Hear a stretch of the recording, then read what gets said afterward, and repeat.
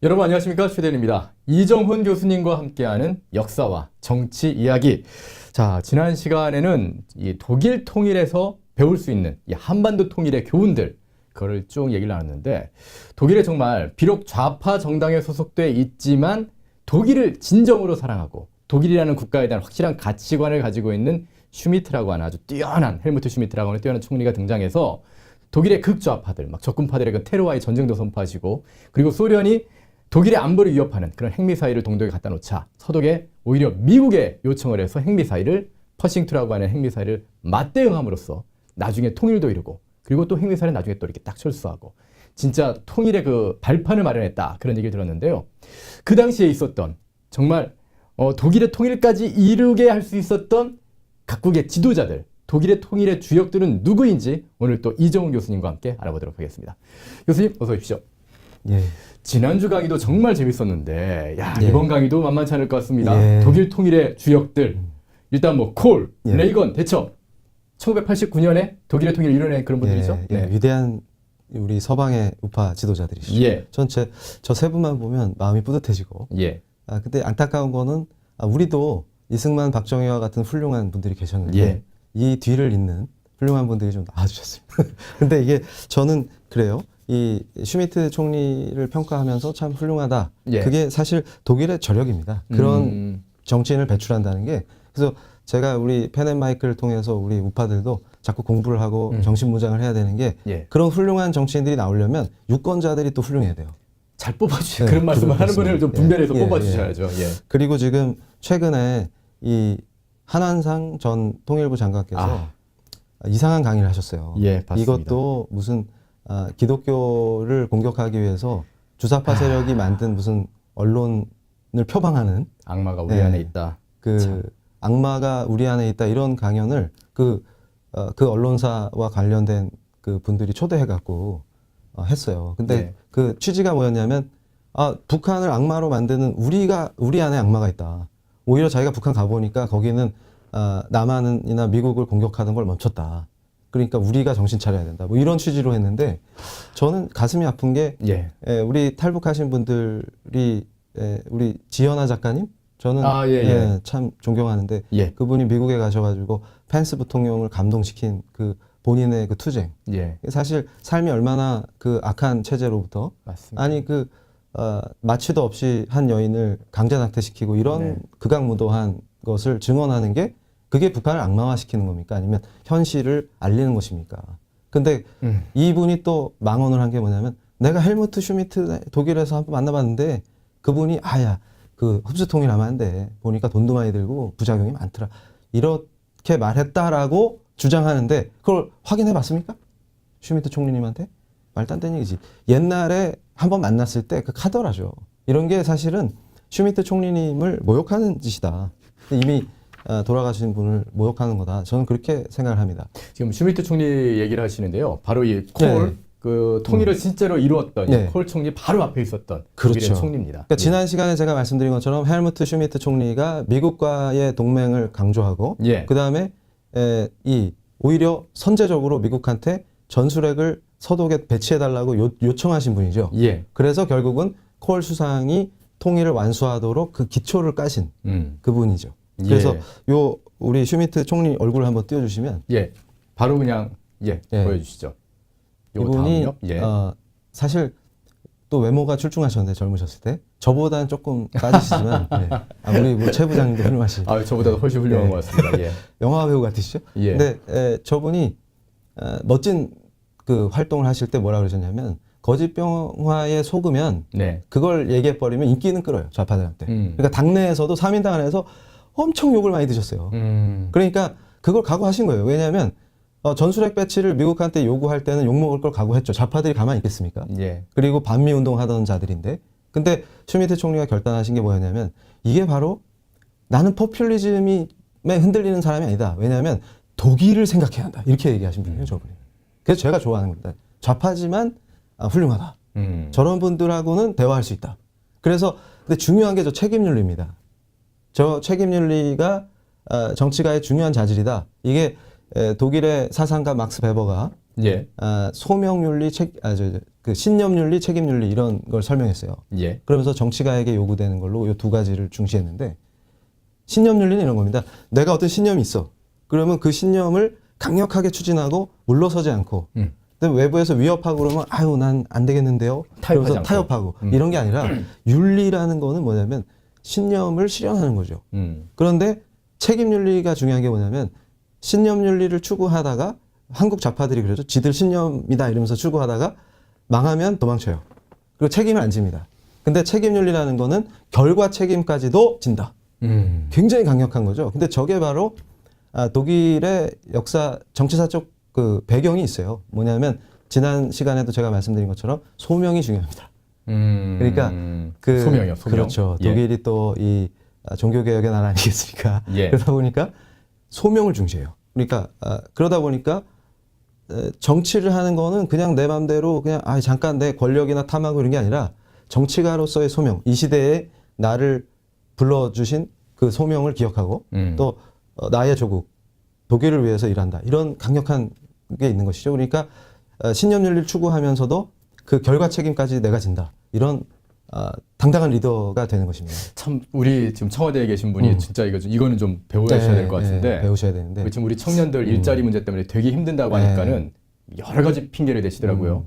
뭐 우리나라의 인구가 감소하고 있어서 인구의 추세 때문에 어쩔 수 없이 여러분의 뭐 일자리가 줄어든다는 둥, 혹은 날씨가 안 좋아서 비 오는 날이 많아서 비가 뭐 많이 일자리가 왔죠. 아니, 근데 그런 거 말고 좀 이렇게 책임을 지고 제가 열심히 54조 원이나 투입했지만 결과가 5천 명밖에 취업을 못 시켰습니다. 한 번만 더 기회를 주십시오. 그러시던가요? 아니 근데 이게 불가능한 게 그분 책임이 아닙니다. 사실은 우리가 참 슬픈 게 치매 노인에게 요구할 게 따로 있지. 죄송합니다. 제가 이거는 예. 그 우리가 환우를 돌보는 심정으로. 근데 네. 이게 나라가 망하면 안 되기 때문에 그때까지 버텨야죠, 뭐. 빨리 이걸 예. 어떻게 대책을 수립해야 될 것 같습니다. 예, 어쨌든 이렇게 훌륭한 독일을 사랑하는 그런 정치인이 예. 나와서 예. 통일의 기반을 잘 닦아 주셨습니다. 그렇습니다.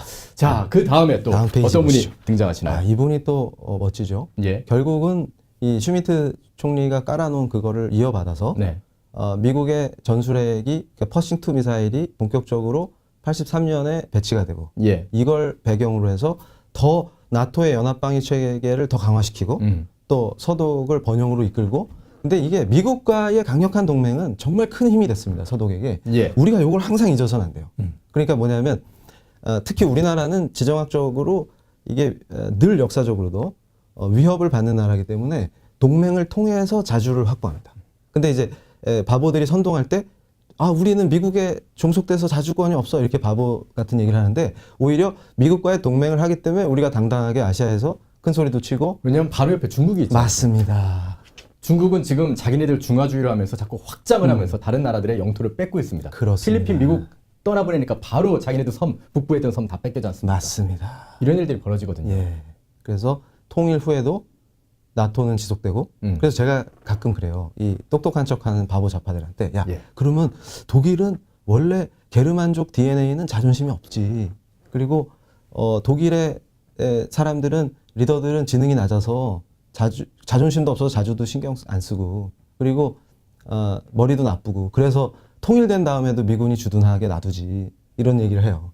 그래서 너무나 지능이 낮아서 벤치도 만들고 즉 반전 반어법으로 얘기하시니까 저희 시청자분들께서 놀라셨죠? 헷갈리실 것 같아요. 저도 게르만족이 자존심이 없다고 하니까 순간적으로 유럽에서 제일 잘 살죠. 그렇게 바보라서. 예. 그러니까 제 얘기는 뭐냐면 바보 같은 소리 좀 제발 하지 말아달라. 이런 부탁을 드리고 싶습니다. 네. 좌파 여러분 정신을 차리시고 이 방송을 꼭 시청하시고 정신을 차려주세요. 왜냐하면 독일은 이 슈미트가 깔아놓은 판에서 콜이 통일을 완수하고 독일의 번영을 이루는 그 과정에서 예. 미국과의 동맹을 경시한 적이 없습니다. 그러니까요. 그리고 오히려 제가 깜짝 놀란 게 제가 지난 여름에 유럽에 강연 때문에 다녔는데 그때 이제 브뤼셀에서 나토 회의들이 있었고 트럼프 대통령도 오시고 했었죠. 그럴 때 저는 이제 뭘 예측했냐면 아마 폴란드가 미군 주둔을 영구 주둔해달라고 요청할 것이다. 이렇게 짐작을 했는데 실제로 기사화됐어요.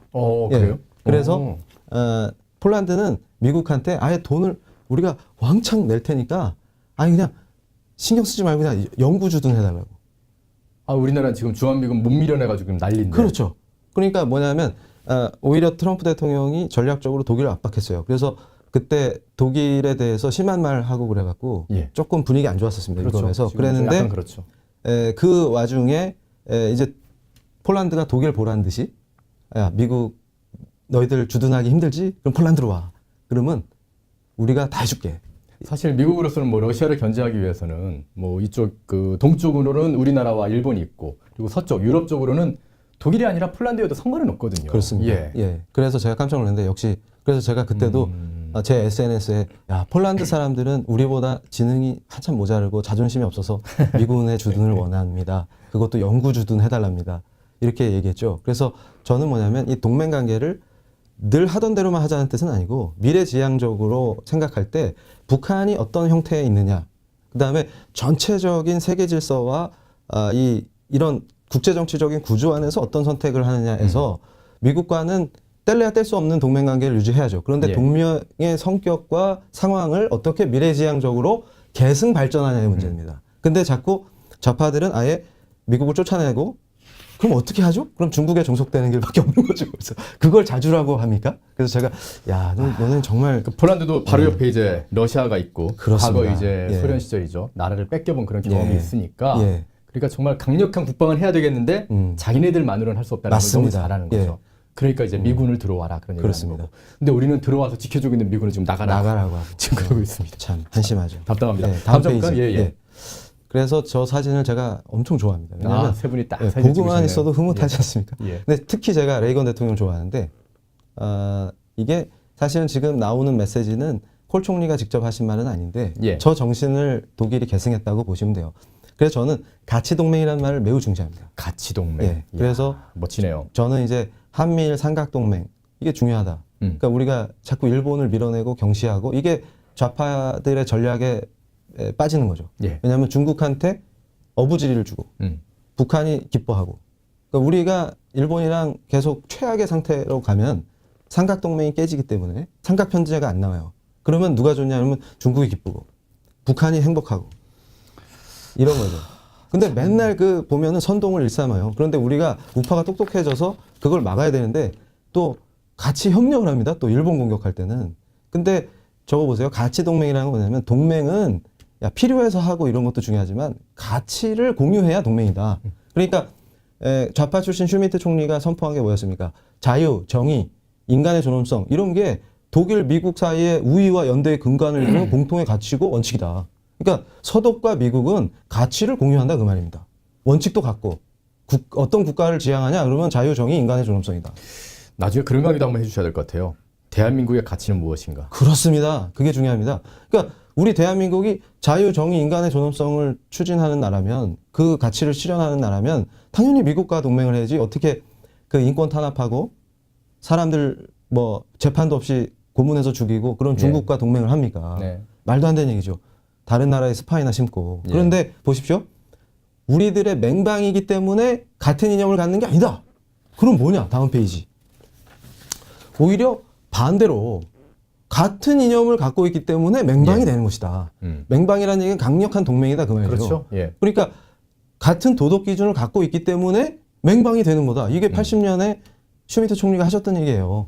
그런데 제가 이 얘기를 얼마나 좋아합니까? 생각이 같다는 거죠. 그렇죠. 예. 그러니까 결국은 저 세 분, 서방의 강력한 지도자 세 분이 가치가 같으니까 연합해서 강력한 적인. 그러니까 저는 저분들을 사랑하는 게 뭐냐면 단호하게 소련은 악이다 이렇게 선포를 하세요. 그러니까 부시 대통령께서 악의 축 딱 선포하시듯이 멋지지 않습니까? 예. 그러니까 악을 악이라고 말할 수 있어야 악을 무너뜨릴 수가 있어요. 그러면 악이 무너지면 누가 제일 혜택을 받냐면 그 악의 권력 밑에서 신음하고 노예화되어 있고 수용소에 갇혀 있는 불쌍한 분들이 해방이 됩니다.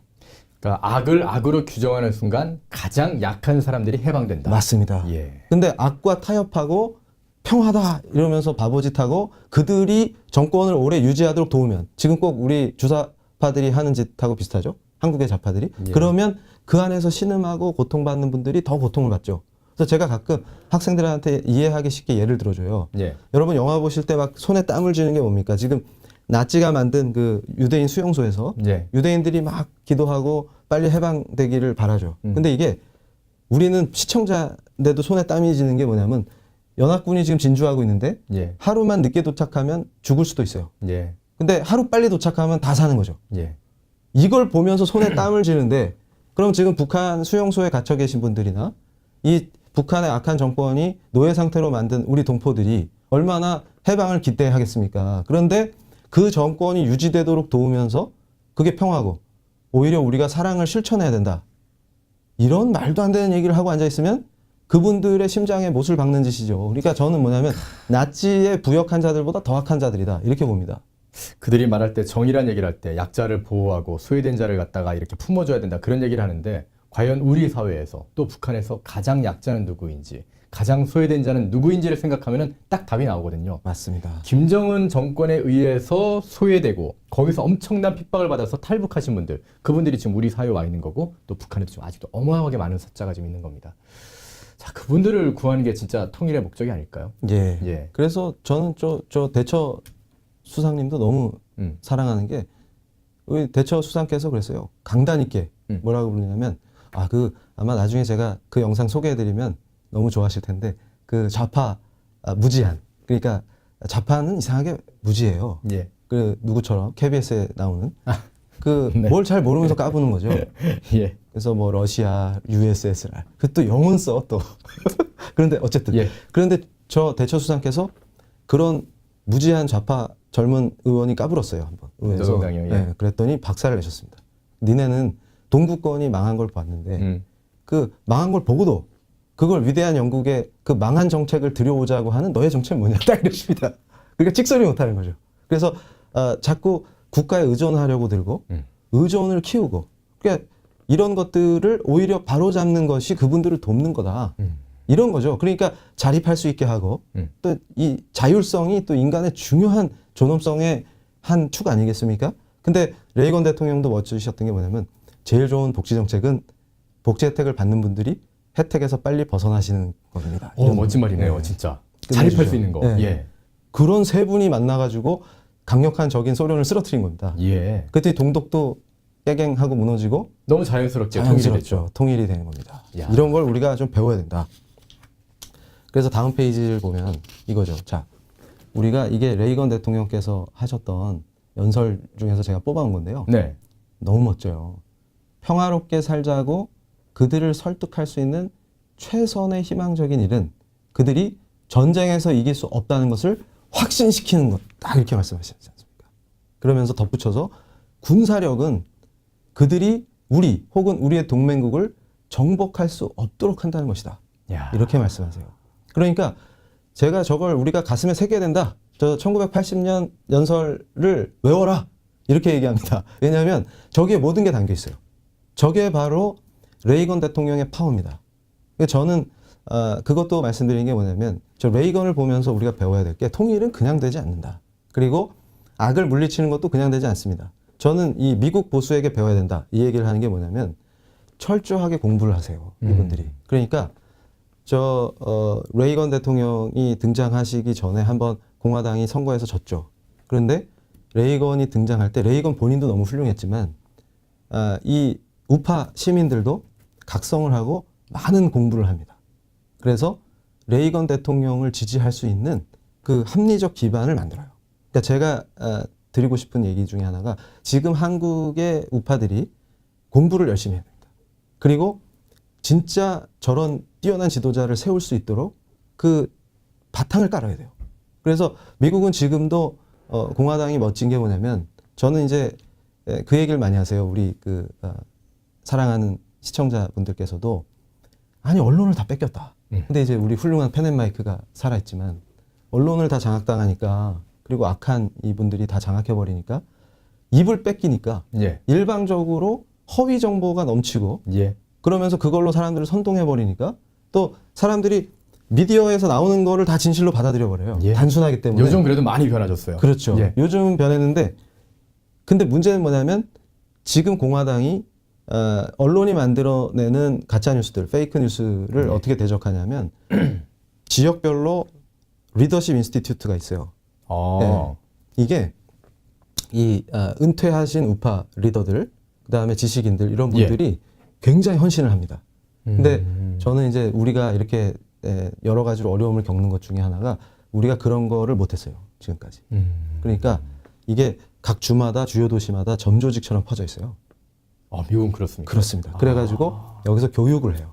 그러니까 심지어는 예를 들어서 내가 우파인데 사람들을 키워야 되겠다. 예. 그럼 지원자들을 아예 호텔에 다 몰아넣고 샌드위치 먹어가면서 하루 종일 세미나하고 그럴 때 이제 그 자원봉사, 재능기부, 그러니까 그 공화당 정부에서 외교를 담당하셨던 분, 뛰어난 분들 많지 않습니까? 예, 예. 또 학자들 이런 분들이 와가지고 강의해주고 이러면서 사람들이 계속 배워요. 그러니까 심지어는 어떤 일까지 있었냐면 그 한 주립대학에서 좌파들이 설쳐가지고 학생회를 장악했어요. 예. 그랬더니 그 리더십 인스티튜트에 봉사하는 선배님들이 딱 와갖고 얘네들 가르쳐갖고 좋은 우파 학생들이 선거에서 이겨가지고 학생회를 탈환하도록 그런 것까지 해요. 그러니까 끝내줍니다. 그러니까 무슨 얘기냐면 이런 것들이 단순히 어떤 정파적 이익을 위해서 하는 게 아니라 예. 미국을 위해서 하는 거예요. 애국심이 투철하시거든요. 그러니까 쟤네들 저 이상한 짓 해가지고 다 망하겠다. 이렇게 되면 큰일 난다, 미국이. 지금 어느 방향으로 가냐, 지금 미국이. 사실 우리나라는 정반대인 게요. 이 좌파라고 하는 이 민노총, 전교조 이런 조직들이 우리나라 전체를 전국을 점조직화로 만들고 있고 그렇습니다. 그걸 통해서 지금 정권을 획득했고 최근에 나오는 정책들 보면은 뭐 전교조를 앞세워 가지고 뭐 혁신학교라는 거 만들고 민주시민학교라는 거 만들고 거기서 혁명을 가르치고 있거든요. 예. 근데 우파 쪽 진영에서는 아무것도 지금 못하고 있단 말입니다. 예. 그러니까 예. 우리가 열심히 외치는 것도 중요한데 네. 그러니까 전략적 판단을 시민단체나 시민들 스스로 할 수 있어요. 왜냐하면 교육이 체계화되니까 이게 다들 현명해지지 않습니까? 그럼 왜 레이건을 지지해야 되겠다. 이런 게 명확해지죠. 사실 저는 그 부분도 되게 아쉬운데 저희 그 정규주피라고 얘기하면서도 그 부분을 얘기하는 게요. 이 좌파들이 정말 악랄해서 뭐 기업을 운영하다 보면 좀 비리가 생길 수도 예. 있지 않습니까? 예. 아니면 요만한 비리까지는 아니도 좀 흠이 생길 수 있어요. 예. 근데 그걸 어마어마하게 부풀려서 그 기업을 거의 망할 정도로 밀어붙입니다. 자기네 예. 힘으로. 예. 그러니까 기업은 살기 위해서 어쩔 수 없이 약간의 기부금을 내게 되고 그게 맞습니다. 또다시 이 민노총 같은 예. 이런 조직들을 키우거든요. 예. 그럼 그 돈을 갖고 또 다른 기업들을. 맞습니다. 그래서 기업이 낸 돈으로 민노총이 먹고 살고 맞습니다. 민노총이 대한민국을 좀 먹고 예. 이런 악순환이 되고 있습니다. 사실 예. 참여연대라는 괴물도 네. 그렇게 기업들을 협박하고 위협해서 거액을 뜯어내가지고 만들어진 조직 아니겠습니까? 그렇죠. 네. 그러니까 심지어는 이제는 종교계까지도 주사파들이 파고 들어와가지고 예. 교회들을 겁줘서 돈을 후원받고 이런 분위기로 가고 있어요. 그런데 저는 이제 여기서 드리고 싶은 얘기가 뭐냐면 지금 주제가 통일인데 왜 대처, 콜, 레이건이 위대했냐? 예. 이 아까도 강조한 것처럼 가치 동맹이라는 것을 세 분이 강력하게 실현하셨어요. 그러면서 서로 도왔습니다. 그러면 지금 우리가 나가야 될 길이 뭐냐? 그러면 바로 저 가치 동맹을 실현하기 위해서 그러니까 뛰어난 지도자 한 사람이 할 수 있는 게 한계가 있어요.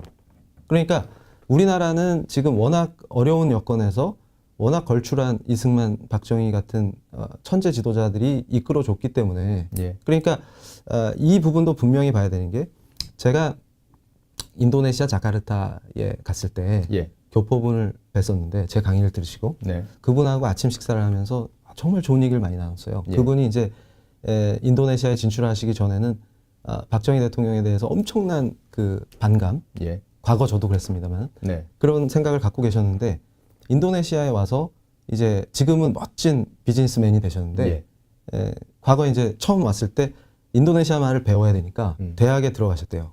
그 대학원도 마치셨는데 예. 공부를 하면서 한국 유학생이니까 숙제를 내줬답니다. 예. 왜 인도네시아에 장기 독재하신 분과 박정희는 다른가? 이걸 한번 조사해서 발표해봐라. 한국 요에서 온 유학생에게. 예. 그러니까 예. 지금 인도네시아 학생들한테는 박정희가 엄청 인기가 있는 거죠. 그러니까 이게 우리는 뭐 독재자다. 저쪽에 계신 분들입니다. 독재자다 막 그러면서 몰아붙이고 있는데 오히려 인도네시아에서는 예. 그 대한민국이라는 세계 최빈국을 지금은 세계 11위의 그 나라로 발전시키는 기반을 닦아주는 예. 국가 영웅으로 좀 예, 생각하고 있는 예. 거군요. 그러니까 제가 한국에서 한심하다고 생각하는 게 뭐냐면 예. 집권 기간이 길면 다 독재자래요. 그러면 저기 그러면 리콴유는 더 독재네요. 저 사진에 나오는 분들 볼까요? 예. 대처 수상 엄청 오래 하셨죠. 예. 18해. 예. 콜 수상도 만만치 않죠. 그럼 예. 저분 둘이 다 영국과 독일 자유민주 국가의 독재자들입니까?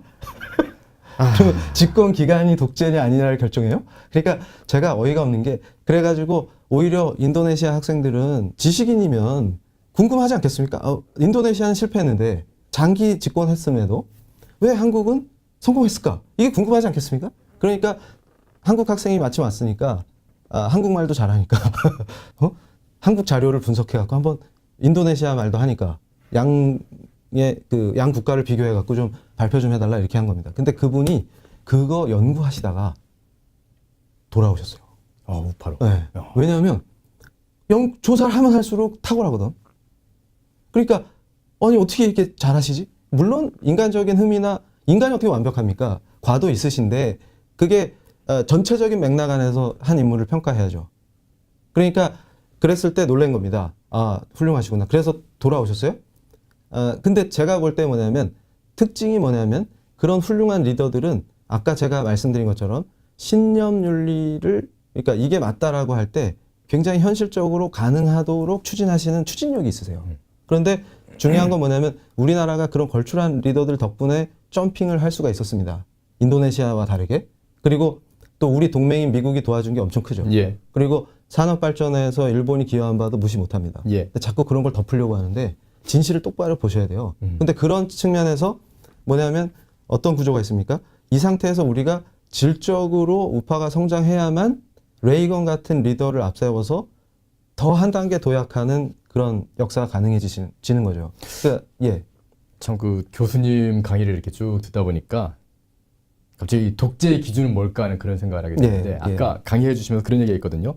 가치 동맹이다. 음, 그러니까 독재의 기준은 이런 것 같습니다. 예. 독재자라고 하는 그 어떤 이 리더가 지도자가 장기 집권을 하더라도 그 사람이 가지고 있는 가치와 국민들이 생각하는 가치가 똑같을 때 그런 어떤 가치의 연합이 이루어질 때는 그건 독재자가 아니라 국가를 부강하게 시키는 어떤 힘을 더할 수가 있는 거고 그렇지 않고 독재자라고 하는 어떤 지도자가 전혀 국민들이 원하는 가치하고 다른 가치로 강제로 끌고 가려고 할 때 그럴 때 바로 독재가 되는 게 예, 아닌가 하는 그런 생각을 하는데요. 그러니까 저는 예. 그런 이 말도 안 되는 이 패러독스를 보는 게 네. 교수님들 중에 그런 분들이 있어요. 옛날에 저도 대학에서 보직을 했었는데 보직 교수 시절에 예. 이 소위 이제 독재로 이렇게 딱 그 프레임을 씌워놓고 예. 그 정부들이 대학까지 간섭했다 이렇게 말씀을 하세요. 그래서 되게 분개하고 예. 내가 보직할 때 다 겪었다 이렇게 연세 드신 교수님들이 막 흥분하시는데 예. 그래서 제가 그럽니다. 그게 바로 그 시대의 약점이죠.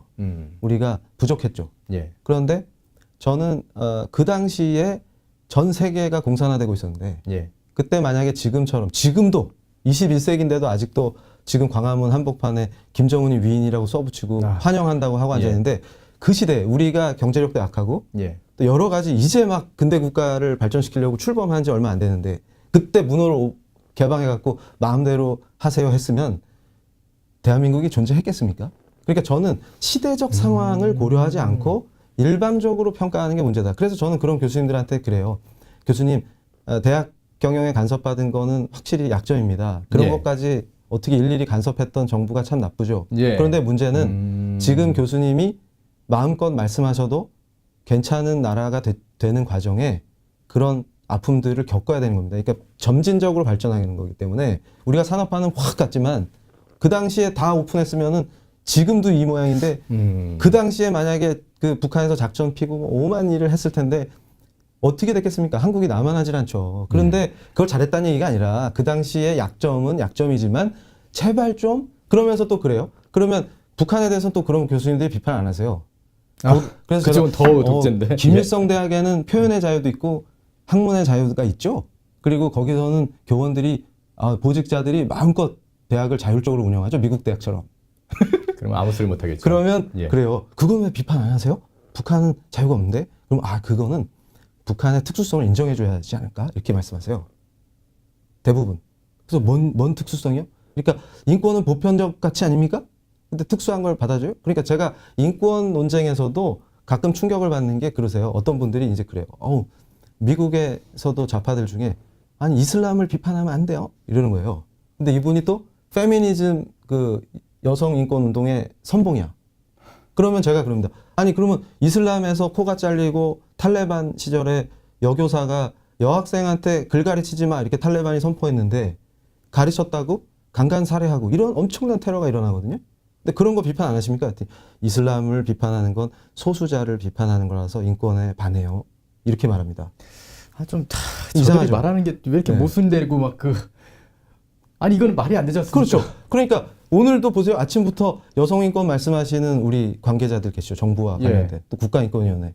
근데 이분들이 왜 북한에서 지금 가장 고통받는 분들이 여성들 아니십니까? 예. 탈북했다가 인신매매 당하시고 어떤 예. 고통을 당하십니까? 근데 말 안 하시잖아요.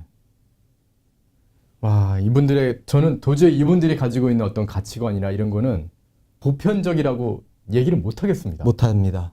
그렇기 때문에 우리가 저 뛰어난 지도자 세 분이 강조하셨던 가치 동맹을 분명히 해야 됩니다. 그러니까 우리는 우리 펜앤마이크가 강조하는 저 프리덤, 마켓, 예. 트루스 이거랑 일치하는 분들하고 손을 잡아야 돼요. 그래서 제가 저희 학생들한테 과제도 내주고 막 그랬는데 결국 걔들이 어디 가서 논문 대회 나가서 상도 받아왔어요. 예. 근데 뭐냐면 아까도 중국을 말씀드렸지만 우리가 통일을 염두에 둘 때 다음 시간에 제가 한미동맹 얘기하면서도 강력하게 얘기를 할 건데 중국이란 국가의 속성을 우리가 무시해서는 안 됩니다. 왜냐하면 남중국해에서 필리핀하고 분쟁을 일으켰는데 예. 다 자기 바다래요. 그래서 왜? 그랬더니 그냥 원래 중국이 다 먹는 거야. 이렇게 나오는 거죠. 그래서 그래서 국제재판소에 가서 미국이 도와주고 그러니까 필리핀이 승소를 했어요. 예. 그래서 야 이제 법적 결정까지 나왔으니까 제발 이제 뒤로 물러가세요. 이랬더니 중국이 하는 얘기가 우리는 원래 국제법에 신경 안 쓰는 나라입니다. 이렇게 얘기를 해요. 그래서 미국이 경고를 하니까 군함을 더 갖다 놔요. 그런 나라입니다. 그래서 제가 근데 또 필리핀의 두테르테 대통령이 우리 바보왕하고 통하세요. 이게 바보들끼리는 굉장히 공통점이 많습니다. 참 얘기가 지금 예. 독일 통일에서부터 시작돼갖고 한반도 정세까지 쫙 연결했는데요. 정리를 좀 한번 하고 다음 강의 때 또 이 얘기를 좀 더 하도록 하겠습니다. 결국에 중국의 이런 야욕, 또 북한 정권의 그런 야욕을 막는 거는 바로 요 앞장입니다. 한번 좀 띄워줘 보실래요? 레이건 대통령이 연설한 것. 80년 연설. 요 다음 거. 레이건 대통령. 그렇죠. 이겁니다. 이게 제일 중요해요. 그들이 전쟁에서 이길 수 없다는 확신을 시키는 것. 맞습니다. 그들이 우리를 이길 수 없다는 확신을 주게 하는 것. 그래서 제가 이런 것 보세요. 같습니다. 자, 중국이라고 하는 그 위험성, 주변 나라를 괴롭히는 거죠. 그러니까 지금 당장 미군의 힘이 약해지고 한미동맹이 약화되면 서해에서 저분들이 어떤 일을 벌일지 모릅니다. 근데 우린 힘이 없죠. 그런데 보십시오. 자, 레이건 대통령이 말씀하신 대로 독일이 현명하게 슈미트 콜로 이어지는 이 환상의 라인. 그러니까 콜은 또 김인년 우리 우파 정당의 리더 아니시겠습니까? 이 환상의 라인이 레이건 대통령이 등장하셨을 때 콜 총리가 같이 연합했을 때 미국과의 동맹이 강화되고 나토의 방위력이 업되니까 소련과 동독이 감히 서방을 넘보지 못하죠. 이런 구조에서 통일의 기초를 만듭니다. 근데 가끔 정신 나간 우리나라 이 전문가라고 하는 분들이 그런 말을 해요. 저 때랑 지금 한국은 다르다. 저 때는 소련이라는 존재가 있었으니까 그런 거지. 우리는 아니다. 소련이 없지 않냐 지금. 그러는데 우리 옆에 중국이 있어요. 그렇죠. 중국은 왜 빼먹습니까? 중국이라고 하기도 쉽지 않아요. 중국이라고 하고 싶은데 저는. 그렇죠. 그러니까 중국 공산당이 존재하는데 그러니까 제발 점심시간에 짜장면 시킬 때 고민을 해보십시오. 중공의 정체는 무엇인가. 그러니까 우리가 바로 저 레이건 대통령이 말씀하신 정신과 가치 동맹의 정신을 되살려서 미국과의 한미동맹을 강화시키고 그걸 바탕으로 해서 더 우리가 강력하게 대응할 때, 그러니까 힘을 가질 때 저들은 무릎을 꿇게 되는 것입니다. 우리가 정신을 차려서 우리 안보를 확실하게 지켜달라고 그런 정권을 세우면 그러면 진짜 통일이 아마 이루어질 거라고 생각합니다. 참 오늘도 정말 좋은 강의 감사드립니다. 감사합니다. 다음 시간에는 어떤 강의 하실까요? 다음 시간은 정말 재미있는 건데 한미동맹의 역사 그리고 주한미군의 법적 근거 이걸 통해서 이걸 쫙 보여주면서 우리 과거에 이승만 대통령이나 박정희 대통령이 얼마나 뛰어나셨는가. 그리고 이 안보를 한미동맹을 통해서 확보한 것이 대한민국의 발전의 핵심이죠. 사실 이걸 구축하신 분들을 제가 존경하지 않을 수 없는 것이죠. 그래서 우리 선배님들이 이렇게 훌륭하셨는데 뛰어나시고 이걸 계승 발전해서 독일처럼 어떻게 위대한 통일. 그러니까 우리가 적화당하는 통일이 아니죠. 위대한 자유민주 통일을 어떻게 이뤄낼 것이냐. 그 얘기를 다음 시간에 또 해드리겠습니다. 다음 강의도 정말 기대가 됩니다. 한미동맹을 강화해서 진정한 평화 통일을 한번 이뤄보자. 기대해 보겠습니다. 감사합니다. 교수님 오늘 수고하셨습니다. 감사합니다.